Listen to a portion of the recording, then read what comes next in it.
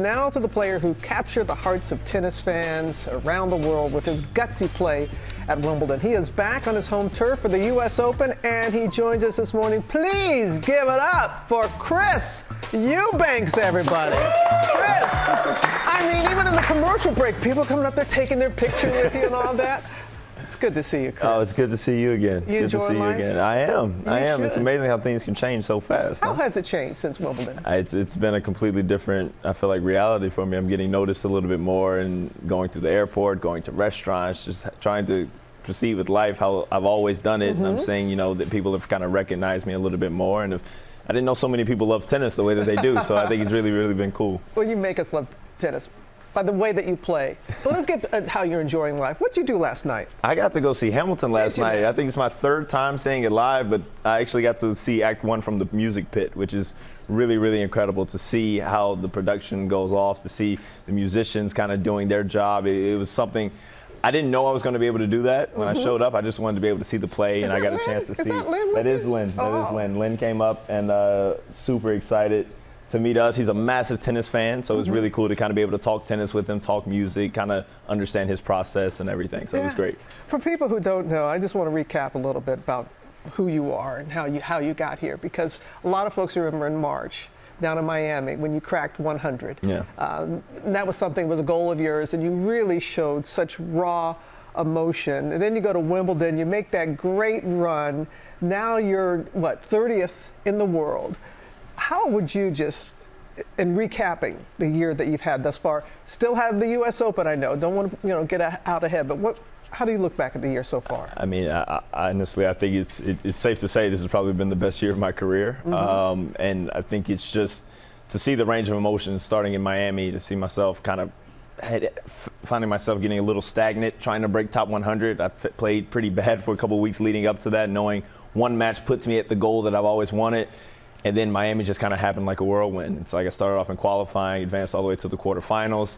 Thought that was going to be the highlight of my year, but little did I know I had another, few good weeks. So one good week in Mallorca leading up to Wimbledon, and 2 incredible weeks over there. So it's all still kind of moving. It's still processing. Again, I'm able to kind of take a step back now and just process everything and use that as motivation to kind of have a strong push for the end of the year. I'm glad to hear that. Now, you were also a commentator, worked at Tennis Channel. Yeah. So can you commentate this? We're going to show a little video of you when you were coming up. Can you just kind of commentate on what we're seeing? Goodness. Can we roll the video? You guys didn't give me a warning about this. Yeah, so this is a young Chris Eubanks. Yeah. So how would you describe your play here? Oh, man, so I think I just turned 3 around that time, and I wasn't so strong enough to hold the racket with one hand, so my dad put 2 hands on both sides. So I had a 2-hand forehand, 2-hand backhand as the easiest way to swing the racket, and I think later in this video you'll see me walking with it, and I have to kind of twirl it in order to keep it up just because I couldn't lift the entire racket myself.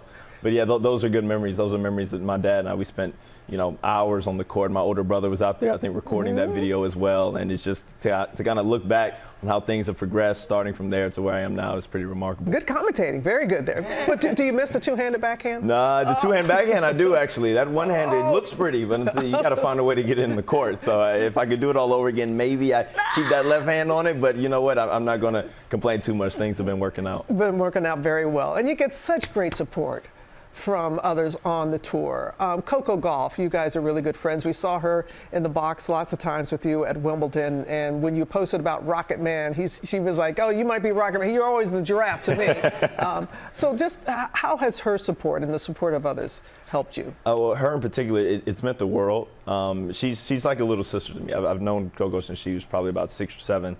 And she ended up moving back to Florida, and we reconnected years later when, I realized, I was like, you were the little girl, we practiced in the same courts.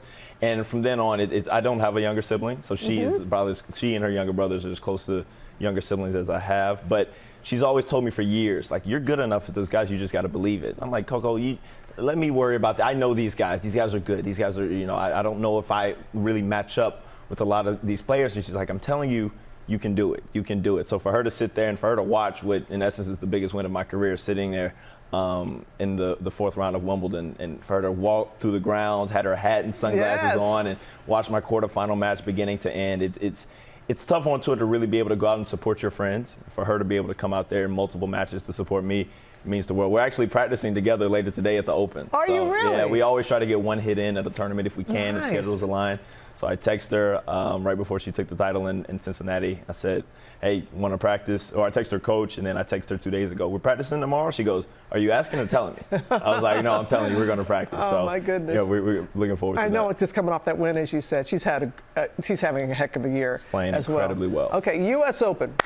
What are you looking forward to most? The food, the fans, the crowd, the play, what? So much. It's a combination between the crowd and the play. I think, I've always gotten great support here at the Open. It's a tournament that has always been probably my favorite tournament to come to as a spectator, to play in, first Grand Slam I ever played in. But something's telling me this was going to be a little bit different than any other U.S. Open I've been a part of. The support that I've even received just in practices. I got a chance to practice in Arthur Ashe yesterday. The amount of fans and kids asking for autographs was pretty cool. So I'm looking forward to that, and honestly, I just want to roll the balls out and play. It's been a lot of, obviously, I'm enjoying the time that I get to spend with you and talk to you, but at the end of the day, I'm here because of what I can do on the court, so I'm ready to get back out there on the court. That's the right attitude, young man, and looking sharp, looking sharp. Thank you. All right. Well, thank you for being here in the studio. We said you'd be here with us, and you're a man of your word. I did. I'm a man of my word, and I look Okay. forward to hopefully being able to come back. I hope so, too. And the first round of the U.S. Open begins on Monday, 11 a.m. Eastern on ESPN. Well, hey there, GMA fans. Robin Roberts here. Thanks for checking out our YouTube channel. Lots of great stuff here. So go on, click the subscribe button right over here to get more of awesome videos and content from GMA every day, anytime. We thank you for watching, and we'll see you in the morning on GMA.